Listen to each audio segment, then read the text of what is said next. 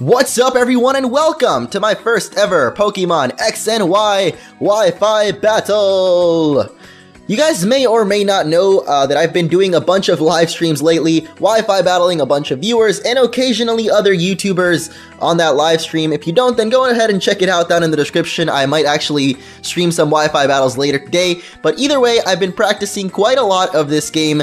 I haven't been in the Wi-Fi battling scene for a long time, or pretty much just the competitive battling. I haven't done it in a while, but I did want to get back into it with X and Y with these all new graphics, all new everything pretty much is looking so amazing. I want to try and get back into it, and I've pretty much just been developing this team, I guess, for the past few weeks, just IV breeding and EV training, and I must say that putting in all that work to actually IV breed those Pokemon, and then finally getting to battle, and, you know, I don't win all of them, obviously, but, you know, it's just so satisfying that after all of that work, you have an awesome team, and you can win some battles. So, this is going to be the first Wi-Fi battle I ever upload to this channel, and it is against DJ, as you can see here. I don't exactly remember what the person was in the Twitch chat, but if you are somewhere on the comments, DJ, let me know what your username is on YouTube so I can put it in the description of the video. Either way, you can see my team has got some pretty standard stuff right now with the Excadrill, the Talonflame, and the Rotom Wash. I usually see those almost every battle. I see at least one of those, and you'll see DJ has an Excadrill of his own here.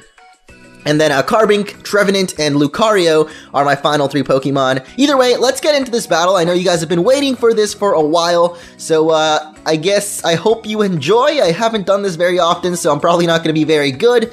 But, you know, I just hope to improve, and if it is a good battle, then I hope to help you guys improve at some point as I get better myself. But for now, I'm just trying to improve myself. So here we go. First Wi-Fi battle against DJ here. You see, he's got some pretty awesome Pokemon on his team as well, and I've got, hopefully, some pretty awesome stuff on my team.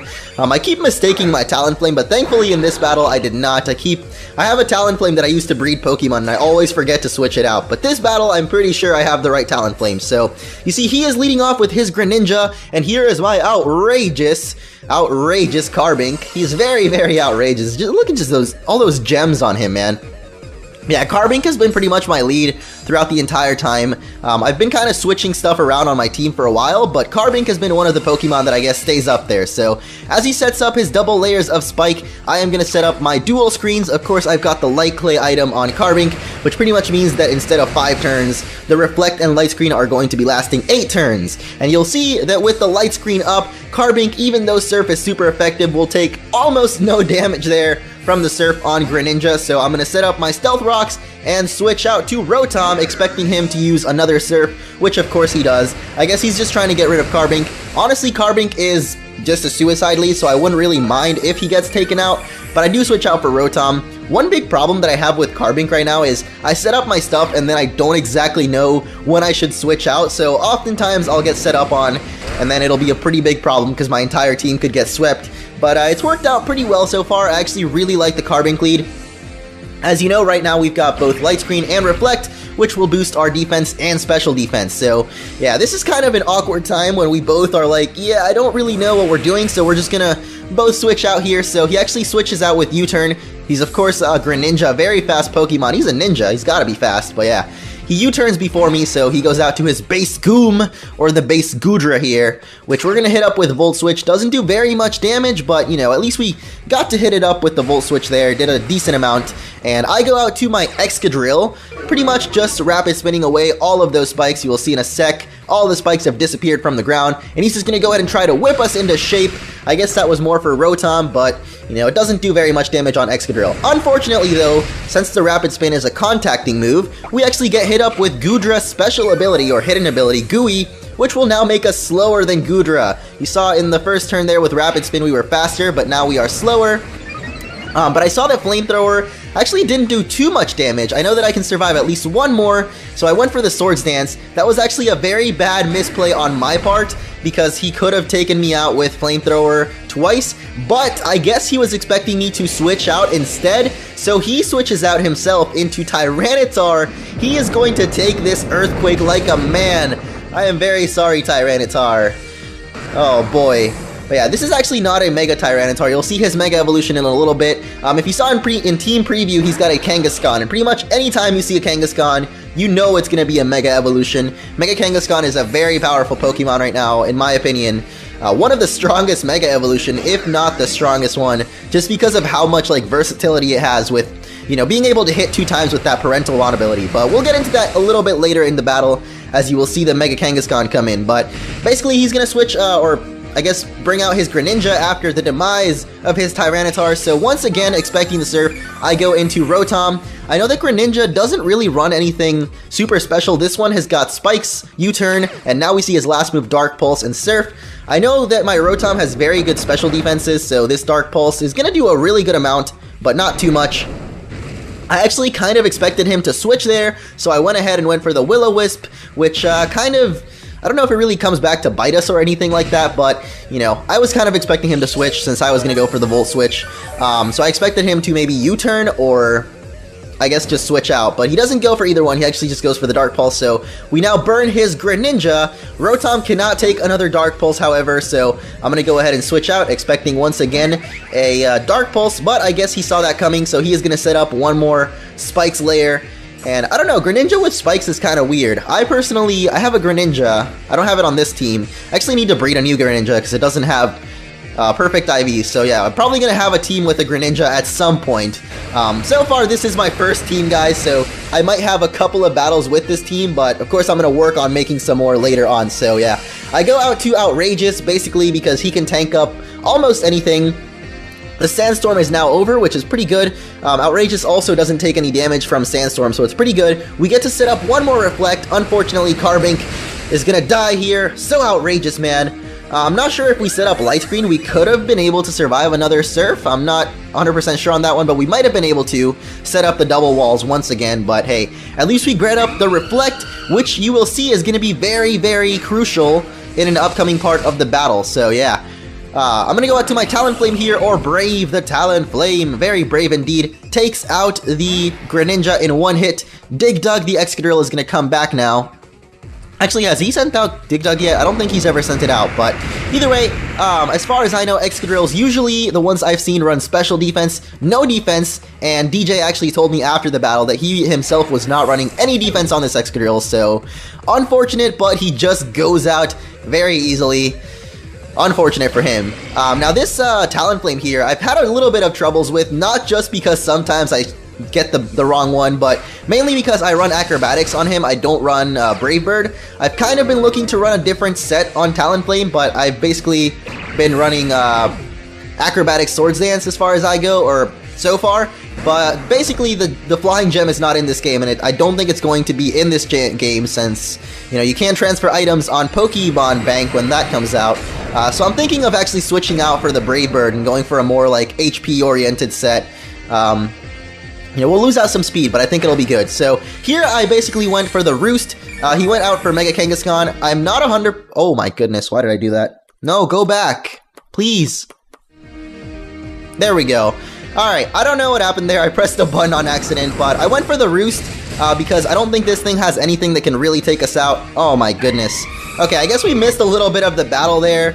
I really don't know what happened, but basically the first Outrage did not kill me, so I was hoping that the second one would do the same damage. However, he gets a critical hit, which one-shots Talonflame, but you saw I went for the Roost there. The first Outrage that he did a little bit over half damage, so I was hoping that the second one, actually not over, a little bit less than half, so I was hoping that we could tank out another Roost there, go for Acrobatics maybe with a Swords Dance boost, but it does take out Talonflame because of the critical hit. But here I sent out my Sudowoodo, a very strong Pokemon. Of course it is a rock type. No, I'm kidding. Ghost and grass type Sudowoodo here though, but guys, believe me, this is Sudowoodo. But this is one of the Pokemon that in my opinion doesn't really counter out Mega Kangaskhan, but in my, I guess, in my experience with Trevenant or Sudowoodo, you know what, I'm confusing myself now, but yeah. Trevenant does pretty well against Mega Kangaskhan in my opinion. You see there, the Reflect just ran out, and even still, the Crunch is not doing that much damage. A lot of people on the stream yesterday were telling me that Crunch actually did less damage because of the Reflect that was up, but you saw there the Reflect just wore off. Unless that was the light screen and I'm just dumb, but pretty sure that was just the Reflect that went off. and still the crunch is not doing very much damage. So, in my opinion, Trevenant does pretty well against Mega Kangaskhan because you can burn it, or sorry, that's true, I burned it, never mind, that's why the crunch didn't do damage, my bad. But yeah, because we get the Will-O-Wisp off, yeah, the crunch didn't do as much damage anymore, so Sudowoodo can pretty much just tank out the rest of this Mega Kangaskhan. Leech Seed plus Burning combo will whittle it down little by little, and Mega Kangaskhan will finally fall. But yeah, what I was saying about the Reflect is that it did very much come in handy, me setting it up on Carbink, just because it was able to allow us to survive that crunch there. Without the Reflect, the crunch without Will-O-Wisp probably would have one-shot killed us, but usually it works pretty well against Mega Kangaskhan's that run Sucker Punch rather than Crunch. Because you Will-O-Wisp them, the Sucker Punch will not work. So, last Pokemon I believe for DJ here is going to be Scolipede. Now this is actually a speed boosting Scolipede with Black Sludge, I think. Yeah, Black Sludge there. So, kind of a strange Scolipede. I know that Scolipede is very powerful with speed boost. The only ones that I've seen be very, very good, though, are the ones that I guess Baton Pass it, but since this is his last Pokemon, this is going to be a little bit of a stalled out battle here. I'm actually just going to go for the Burning and the Horn Leech. I think eventually I do also set up a Leech Seed. Yeah, this is going to take a while, the last few turns of this battle, but at this point the battle is pretty much over. Yeah, I'm not sure what happened earlier. I pressed the button to skip the battle, I guess, and it cut out a little bit of it, so that was probably annoying. I will work on this. As I said, guys, this is my first Wi-Fi battle, so hopefully, you know, you take it not as super serious or anything like that. I'm working on improving, I guess, and if you guys would like a chance to battle me, be sure to check out my live stream down in the description. I'm probably going to do some Wi-Fi battles later on today with this same team, as well as a bunch of other Pokemon that I actually got last night on the stream, so yeah, if you want to try and Wi-Fi battle, be sure to check that out in the description.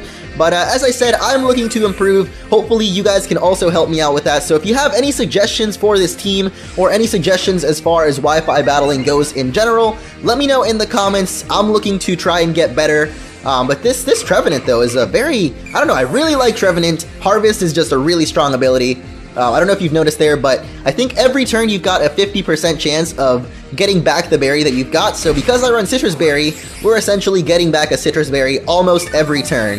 And as I mentioned, this end of the battle is going to take a while, but I believe this turn, one more turn is probably going to do it. Because the Leech Seed plus Burning combo is just going to whittle down this Scolipede little by little. Eventually we'll defeat it. As I said, I don't know, I just prefer, or the Scolipede that I've seen kind of wreck my team is just like the one that protects Toxics and speed boosts up and then just Baton Passes that speed boost onto something else. Those tend to do pretty well against, well, not my team specifically, but yeah, whenever I battle on like Pokemon Showdown and stuff, yeah, those Scolipedes tend to wreck stuff, you know? That speed boost is pretty annoying, but either way, this Scolipede did not get to do very much, so there it goes. It finally goes down, and with that, we have defeated DJ, and so ends my first Wi-Fi battle here on YouTube. So I hope you guys enjoyed that. I know I might not be the best, but hey, it went pretty well in my opinion. Didn't even get to bring out Lucario there, so I guess the Lucario remains a surprise until a later Wi-Fi battle. You'll get to see the power of my Lucario, hopefully. So, yeah, if you enjoyed, guys, be sure to leave a like. Again, let me know any tips or anything that you have in the comments, as well as anyone else that you might want me to battle, whether it be YouTubers, or I guess if you want to battle me, then I guess your best chance is to head on over to my live stream. So, check that out in the description. And if you haven't done so already, be sure to subscribe. I'll be uploading some more Wi-Fi battles in the future, as well as other X and Y videos that I've yet to do, but I've been meaning to do for a while. So, yeah, those will be coming later on. Either way, thank you all for watching once again, and see you all next time.